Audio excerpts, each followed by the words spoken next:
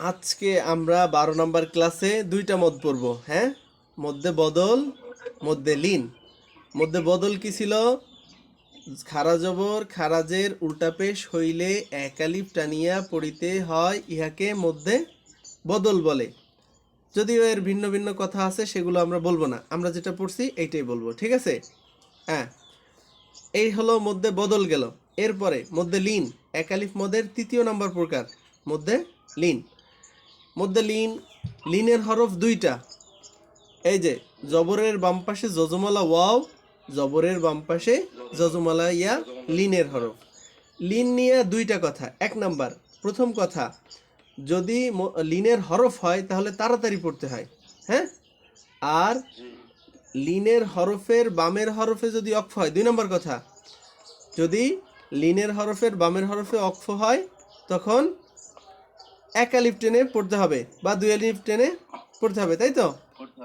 হ্যাঁ, যেমন একটু দেখি, এই যে এখানে নুন ইয়া জবর কি, নুন ইয়া জবর আছে, তাহলে জবরের বাম পাশে যজমালা ইয়া আছে, লিনের হরফ, তাই না? লিনের হরফ, তারপরে আরেকটা হরফ হয়ে থামার জায়গা, তাহলে লিনের হরফের বামের হরফে ওয়াকফ মানে থামার জায়গা হয়েছে, তাহলে এক আলিফ টেনে পড়তে হবে, ঠিক আছে? যেমন নাইন, বুঝছেন? তাহলে আমরা এই শব্দটাকে পড়ার চেষ্টা করি।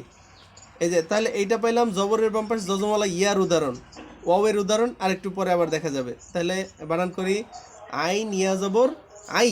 এই যে দেখেন, তাহলে এখানে লিনের হরফ হয়েছে, জবরের বাম পাশে যজমালা ইয়া, লিনের হরফ, কিন্তু থামার জায়গা নাই, তাহলে এটা তাড়াতাড়ি পড়তে হবে, তাই না? তাহলে আইন ইয়া জবর আই, আই। তারপরে নুন ইয়া জবর নাই, নুনজের নি, আই নাই নি। এখন আমরা পড়ছি হলো লিনের হরফের বামের হরফে যদি থামার জায়গা হয় তাহলে টেনে পড়তে হয়।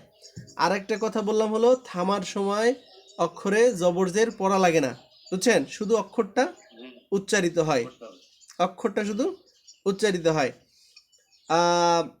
বিভিন্ন জায়গায় আবার ভিন্ন কিছু আছে, যেমন আমরা পড়ছিলাম না, 2 জবরের পরে আলিফ থেকে যদি থামার জায়গা আসে তাহলে এক আলিফ টেনে পড়তে হয়, ওইখানে কিন্তু এক জবর পড়া হয়, বুঝছেন? তাহলে যেখানে যেটা হয় আমি বলে দিব। সাধারণভাবে থামার জায়গায় কি কোনো জবরজের পড়া লাগে না। তাহলে এবার আমরা পড়ি তো, আই নাইনের জায়গায় আমরা পড়বো আই নাইন, বুঝছেন? কারণ কি, আমাকে লিনের হরফে টানতে হবে, নাই এখানে টানতে হবে, আর লাস্টের হরফে জবরজের পড়বো না। তাহলে আই নাইন, আই নাইন। তাহলে লিনের যে, হ্যাঁ, লিনের যে দুইটা হরফ, জবরের বাম পাশে যজমালা ওয়াও, জবরের বাম পাশে যজমালা ইয়া, দুইটা হরফের আমরা কোনটা পড়লাম? জবরের বাম পাশে যজমালা ইয়া পড়ে ফেলছি। এবার জবরের বাম পাশে যজমালা ওয়াও এর একটা উদাহরণ দেখি। এই দেখেন, এই দেখেন, জবর খয়ের উপর জবর আছে না? হ্যাঁ, খয়ের উপরে জবর, এই বাম পাশে যজমালা ওয়াও, তার লিনের হরফ হইল নাকি? লিনের হরফ হইল। এই বাম পাশের হরফে হলো এই থামার জায়গা। তাহলে এই যে দ্বিতীয় হরফটাও আমরা পাইলাম, জবরের বাম পাশে যজমালা ওয়াও, যেটা এই পাইলাম। তাহলে এখানে থামার জায়গা হইলে আবার এক আলিফ টেনে পড়তে হবে।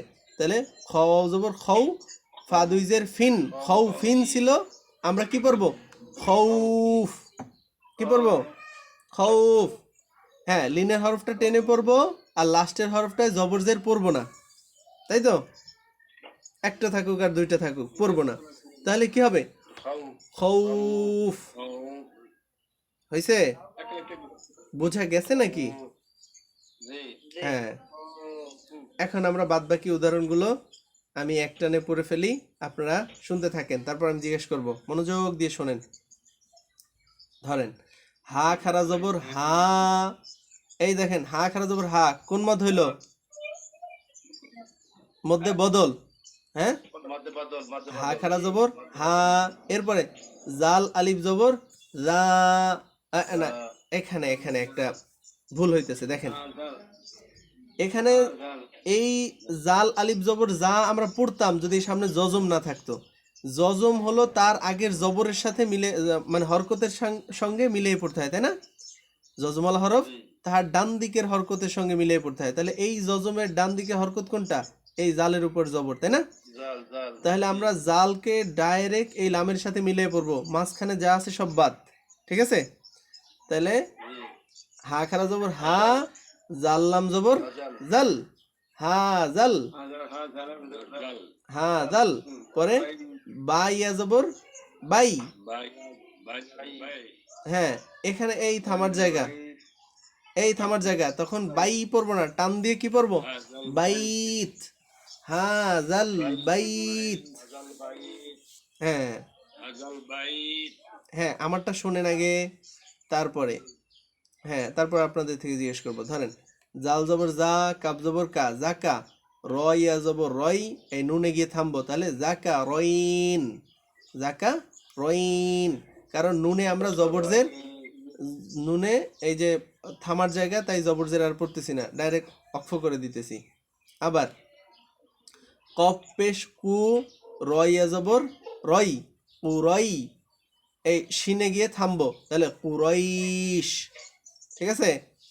তারপরে ওয়াও সদ জবর ওয়াস, এই দেখেন তাসদিদ, ডাইরেক্ট ওয়াও আমরা তাসদিদের সাথে পড়তেছি, এই মাঝখানে আলিফ লাম যা আছে এগুলো বাদ। ঠিক আছে? তাসদিদ জজম তার আগে যে হরকত থাকে, যেখানে জবরজের পেশ যেখানে থাকে, ওটার সাথে মিলাই পড়তে হয়। তাহলে ওয়াও সদ জবর ওয়াস, সদ ইয়া জবর সই, আর এই ফাতে গিয়ে থামবো, তাহলে ওয়াস সইফ। হ্যাঁ, এই সই এটা টানবো, মধ্যে লিন হয়েছে। ঠিক আছে? জবরের বামে জজমলা ইয়া, লিনের হরফ, লিনের হরফে বামের হরফে অক্ষ হয়েছে, তাহলে ওয়াস সইফ। তারপরে শিন জবর শাহ, শিন জবর শাহ, ফা জবর ফা, সাফা, তাই জবর তাই, সাফা তাই, এই নুনে গিয়ে থামবো, তাহলে কি হবে? সাফা তাইন। হ্যাঁ, এবার খ জবর খৌ, ফাতে গিয়ে থামবো, খৌফ। এরপরে হ্যাঁ, আমারটা শোনেন আগে, আমি জিজ্ঞেস করবো আপনাদেরকে, সমস্যা নেই।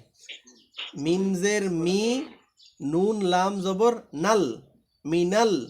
এই যে তাসদিদকে আমরা ডাইরেক্ট তার আগে যেখানে জবরজের পেশ আছে ওইটার সাথে মিলাই পড়তেছি, নুন লাম জবর নাল, মিনাল, লাম ইয়া জবর লাই। এরপর দেখেন থামার জায়গা, তাহলে মধ্যে লিন হইলো, জবরের বাম পাশে জজমলা ইয়া, সেই জন্য তাহলে মিনাল লাইল। এরপরে হামজাজের ই, লাম ইয়া জবর লাই, কাফে গিয়ে থামবো, ইলাইক, ইলাইক, লাস্টে কাফের একটা উচ্চারণ আসবে, ইলাইক। হ্যাঁ, মিমজের মি, নুন লাম জবর নাল, মিনাল, গইন ইয়া জবর গই, মিনাল গই, জতে গিয়ে থামবো, মিনাল গইজ। আবার ওয়াকফের নিয়ম কি? থামার সময় শুধু হরফটা উচ্চারণ হবে, লাস্ট হরফটা, কিন্তু কোনো জবরজেরের উচ্চারণ আসবে না।